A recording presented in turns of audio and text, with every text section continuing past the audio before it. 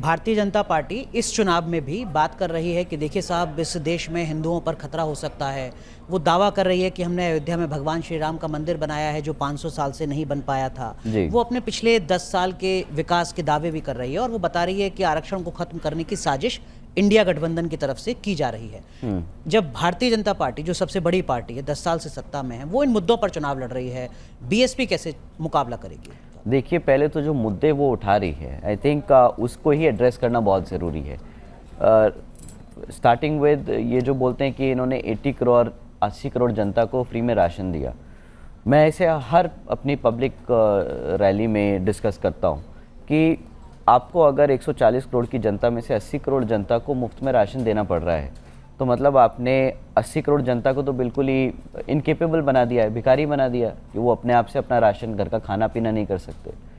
रही बात दूसरी कि वो डेवलपमेंट की बात करते हैं, आई डोंट सी कि कोई ऐसा काम किया है उन्होंने जिस पे वो दावा ठोक के बोल सके कि हाँ, हमने ये पब्लिक इंटरेस्ट में काम किया हो।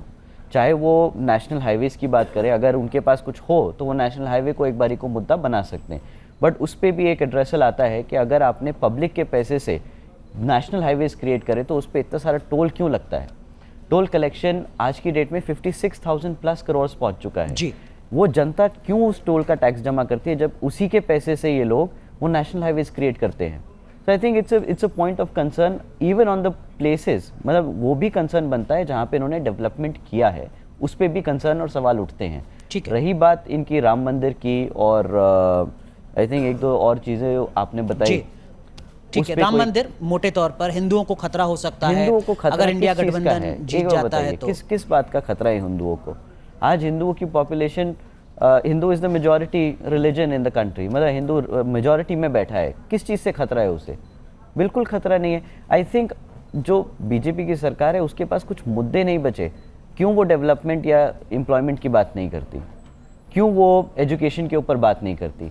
वो डिजिटल इंडिया की बात करती है, वो स्किल इंडिया की बात करती है। स्किल इंडिया की खुद की रिपोर्ट है, 2021 का रिपोर्ट है स्किल इंडिया का, जिसमें वो खुद बता रहा है कि जो 50% ग्रेजुएट्स निकल भी रहे हैं वो अनएम्प्लॉयबल हैं।